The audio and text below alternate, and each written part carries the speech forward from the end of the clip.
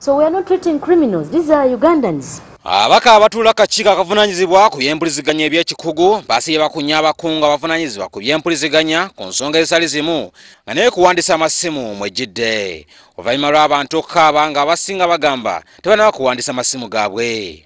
Amakampuni g'ebyempuliziganya gaasiibye gawandiika okulaba nga gasobola okukwata ebiseera essimu z'abantu zireme kusalibwako. Many people are coming from the rural areas who possibly have not registered.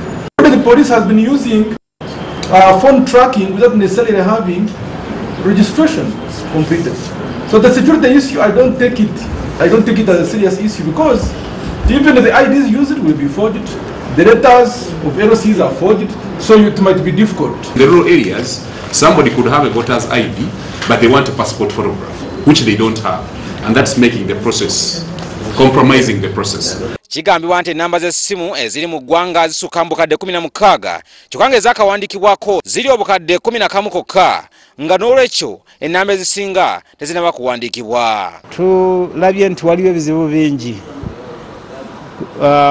kusinga nnyo mu kuwandiisa abantu, capturing data, n'ekirala na registration centers tizimala bulungi. Kusinziira ku bizibu ebyo tusazeewo nti tujja teese ekirowoozo ekyokwongezako deadline tubawe ebiseera ebimala abantu baregisteringe.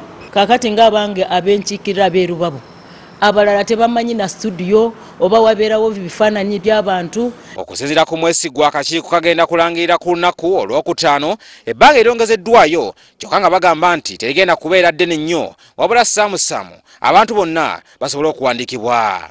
Kyokka abakaamu babadde baagala ebbanga lino lireme kwongezebwayo kubanga abantu bayinza okubiyita ebyekiguumaaza. Kampani esabye omwaka gumu nawe kuffe omwaka gumu guli muwanvu nnyo tituyinza gukkiriza. I would be of the opinion that those who have not registered their phones, the phones should be switched off tomorrow. For two reasons. One, we need discipline in the country. You cannot have a country where people do things at their own pace. It becomes difficult to govern people.